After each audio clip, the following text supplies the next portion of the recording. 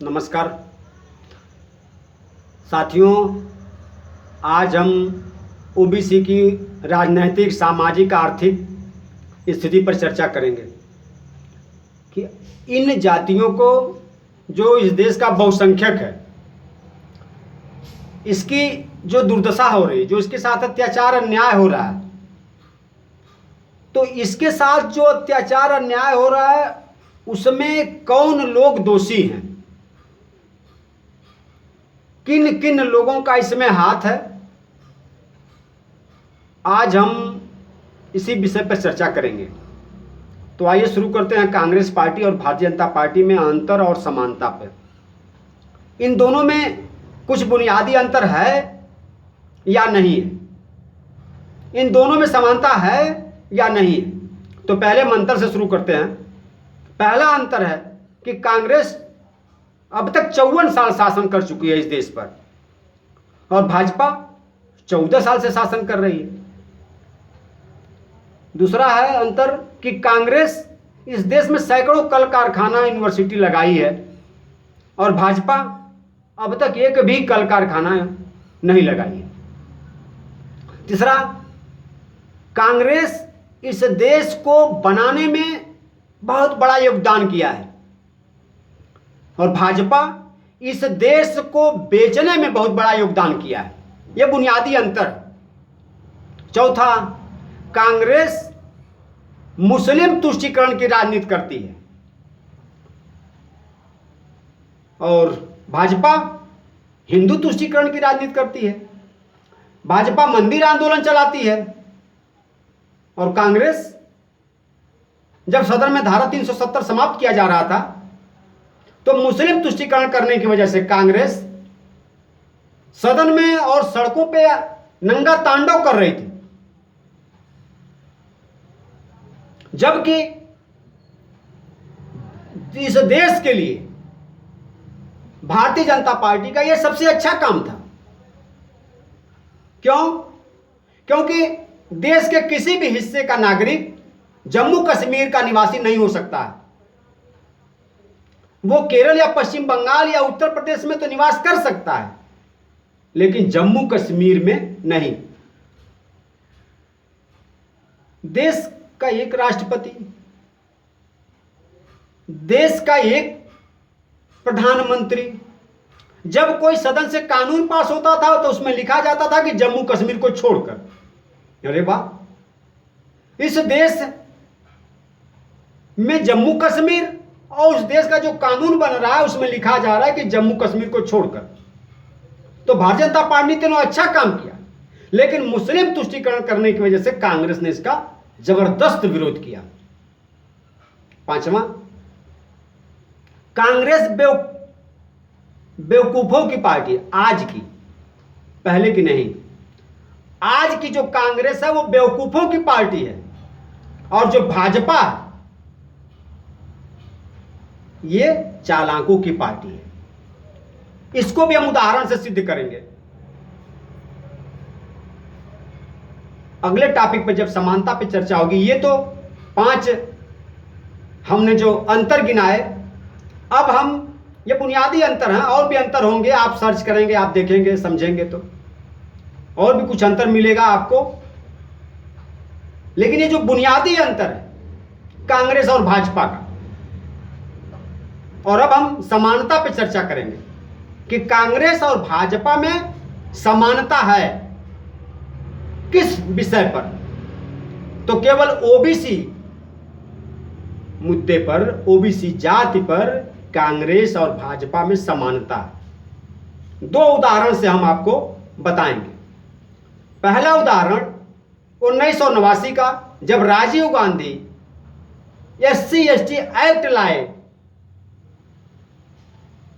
उस समय जो दलितों पे जुल्म अत्याचार हो रहे थे, उस दलितों के साथ प्रजापति, चौहान, राजभर, मल्ला, माझी, मझवार, ये सभी एक साथ मारे जाते थे। जब रणवीर सेना या सवर्ण सेना इनका कत्लेआम करती थी तो उसमें प्रजापति, चौहान, निषाद, राजभर भी मारे जाते थे। उनसे बचाने के लिए SC/ST एक्ट लाया गया। कांग्रेस और भाजपा मिलकर यह एक्ट लाना था सवर्णों के खिलाफ कि SC/ST को, दलितों को सवर्ण पीट रहे हैं, मार रहे हैं, कत्लेआम कर रहे हैं, गांव का गांव फूंक दे रहे हैं। तो यह एक्ट केवल सवर्णों के खिलाफ था, लेकिन ये दोनों दल मिलकर उसमें OBC को भी ऐड कर दिए। SC/ST का दुश्मन OBC को भी बना दिए। आज SC/ST के मुकदमे में सामान्य से अधिक OBC के लोग फंसते हैं। OBC की दुर्दशा ज्यादा होती है, OBC के लोग ज्यादा सताए जाते हैं, क्योंकि OBC के लोग, कुछ OBC की जातियां ऐसी हैं कि जो दलित की चमार बिरादरी है उससे सैकड़ों गुना नीचे आज भी जीवन जी रही हैं, लेकिन वो SC/ST मुकदमे में वांछित है। तो ये भारतीय जनता पार्टी और कांग्रेस OBC को फंसाने में दोनों एक साथ, ये दोनों में समानता है। दूसरा उदाहरण, अभी आज से 4 दिन पहले सदन में एक कानून पास हुआ कि जो OBC की जाति है उसके लिए हम राज्यों को अधिकार देते हैं कि वो चिन्हित करें कि और कौन सी जात इसमें आएगी। अब विचार करिए आप कि जो OBC की लगभग 900 जातियां हैं जो आरक्षण से वंचित हैं। अभी समर लोग चट्टी चौराहों पे कहते थे कि OBC का जो 27% आरक्षण है वो एक जात केवल यादव खा रहा है। अब तो ये कानून बन जाने से देश के सभी राज्यों के मुख्यमंत्री जो OBC जाति में उस समय नहीं आए, जब 90 में मंडल कमीशन की रिपोर्ट के आधार पे OBC को अधिकार मिला, उस समय जितनी जातियां OBC में आ गई थी, जो शेष बची थी वो सामान्य के कैटेगरी की थी, वो बड़ी जातियां थी, इसलिए वो उस समय बच गई। लेकिन अब इस कानून के बन जाने से वो सामान्य जातियां अब OBC की कैटेगरी में आएंगी। तो साथियों, आज तो जो एक जात दबंग है वो 27% का पूरा हक खा रही है, बाकी 900 जातियां उस आरक्षण के मलाई से वंचित हैं। तो जब 6, 7, 8, 10, 11, 12, 5, 6, 2, 1 और सामान्य की जातियां इसी में आ जाएंगी। आज एक दबंग जाति है, 27% आरक्षण वो खा रही, बाकी 900 जातियां आरक्षण से महरूम हैं। तो जब और 5-6 जातियां आ जाएंगी तब इनकी दशा क्या होगी? तो इनकी दशा को दुर्दशा में बदलने के लिए जो कानून बना उसमें भारतीय जनता पार्टी और कांग्रेस एक साथ समर्थन की। और वहीं जब जात की जनगणना की मांग हो रही है, पूरे देश में आंदोलन हो रहा है, OBC के संगठन और OBC के नेता, चाहे माननीय अखिलेश जी हो, चाहे माननीय नीतीश जी हो, चाहे मुकेश सहनी जी हो, चाहे मांझी जी हो, ऐसे सैकड़ों संगठन, सैकड़ों नेता OBC के ये मांग कर रहे हैं कि देश में जात की जनगणना कराई जाए। लेकिन भाजपा जात की जनगणना कराने के खिलाफ है। वो कहती है कि हम जाति जनगणना नहीं कराएंगी, और कांग्रेस भी उसके साथ हो गई, जबकि कांग्रेस आज सत्ता से 100 कोस दूर है। यह बहुसंख्यक जो 50 से 60% की आबादी वाला OBC है, ऐसे समाज का विरोध कांग्रेस ने किया। तो आप इसे क्या कहेंगे? बेवकूफ कहेंगे या नहीं कहेंगे? इस राजनैतिक क्षेत्र में जहां वोटों से सरकार बनती बिगड़ती है, तो जो आधे से अधिक आबादी वाला है उसका विरोध।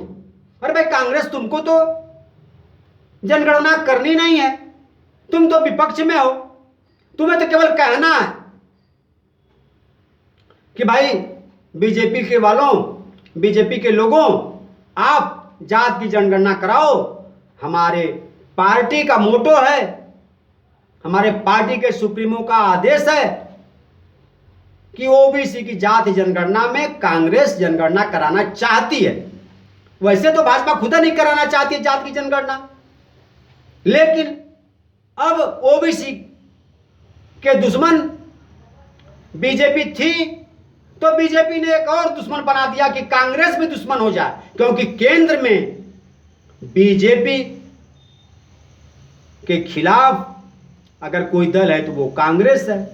तो बीजेपी चालाक पार्टी है, इसलिए बीजेपी ने चाहा कि हम तो ओबीसी के विरोध में हैं, बची खुची जो कांग्रेस है उसको भी हम विरोध में खड़ा कर दें। और कांग्रेस अपने बेवकूफी भरे कार्य से भाजपा के पाले में चली गई और उसने जाति की जनगणना का साथियों विरोध किया। तो मेरे कहने का तात्पर्य सिर्फ इतना है कि जब ओबीसी की बात आती है तो भाजपा और कांग्रेस में समानता हो जाती है, शेष मुद्दों पे दोनों में अंतर है। धन्यवाद।